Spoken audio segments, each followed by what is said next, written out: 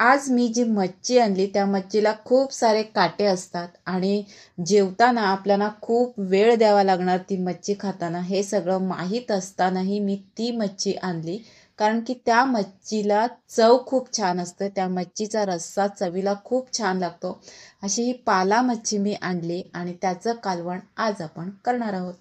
या स्वच्छ धुतलेल्या पाला मच्छीवरती हळद घालायची, मिरची पावडर घालायची थोडीशी आणि कोकमचं अगळ घालायचं आणि हे सगळं लावून घ्यायचं त्या मच्छीला आणि अर्धा तासासाठी हे मसाला लावलेली मच्छी साईडला ठेवून द्यायचं.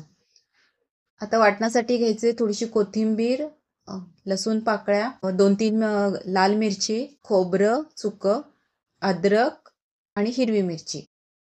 हे सगळं पाहू शकता जे ताटामध्ये दिसतंय ते सगळं घ्यायचं आणि त्याचं वाटण तयार करून घ्यायचं. ह्याप्रमाणे थोडंसं तेल घ्यायचं फोडणीसाठी. त्यामध्ये ठेचून घेतलेली लसूण टाकायची. ती सोनेरी कलर होईपर्यंत थोडी फ्राय करून घ्यायची.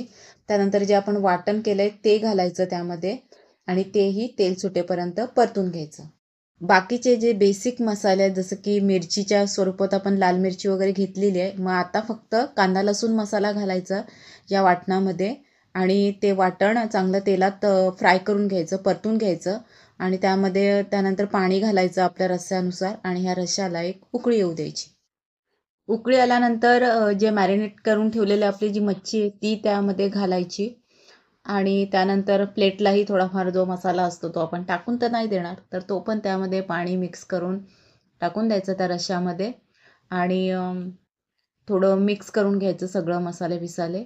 त्यानंतर अजून फ्लेवरसाठी कढीपत्ता घालायचा, चवीनुसार मीठ घालायचं आणि हा मस्त चवीचा रस्सा शिव द्यायचा.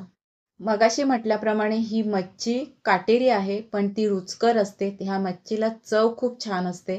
जे आपण मसाले घातलेत, जे आपण आपण घातलेत त्यानुसार ही फिश करी खूपच अप्रतिम लागते. नक्की ट्राय करा.